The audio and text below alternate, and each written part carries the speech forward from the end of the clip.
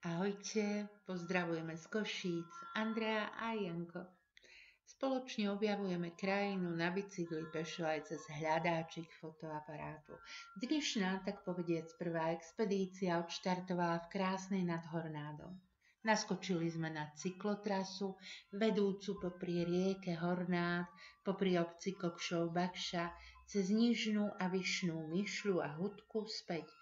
30 kilometrov striedavých stúpaní a klesaní nás previedlo lúkami, lesmi aj asfaltkami. Hora dolu, ticho aj vietor, dážď aj krátka búrka, vôňa agátu, rozhľady a prvé spoločné cykloobjavy.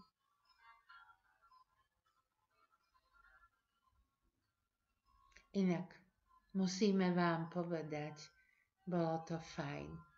Väčšinu cesty sme išli v prírode. Došli sme až k starému mostíku. Páčilo sa mi to, ale nie nadarmo sa hovorí myšľanské galeje. Vyšľapali sme si to v Nižnej Myšli až ku kostolu a odtiaľ nádherný výhľad do krajiny. Bolo to fajn posedieť na lavičke pri kostole a dívať sa vôkol. Potom chvíľu cez dedinu,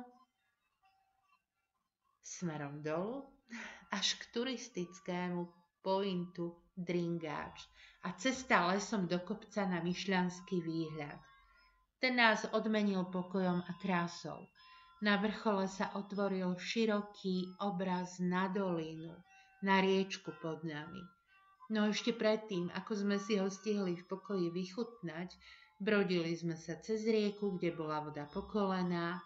V jednej nevinne vyzerajúcej lesnej mláke som sa nečakane skamarátila so zemou. Šmík a prvý pád, ale len na chvíľku. Ale stálo to za to. Potom cesta domov. Zoberte teda svoj bicykel a vyrazte, nepotrebujete byť vrcholoví športovci. Aj my už nosíme na chrbte pár krížikov, ale naše mini expedície sú zdolateľné a hlavne pre radosť.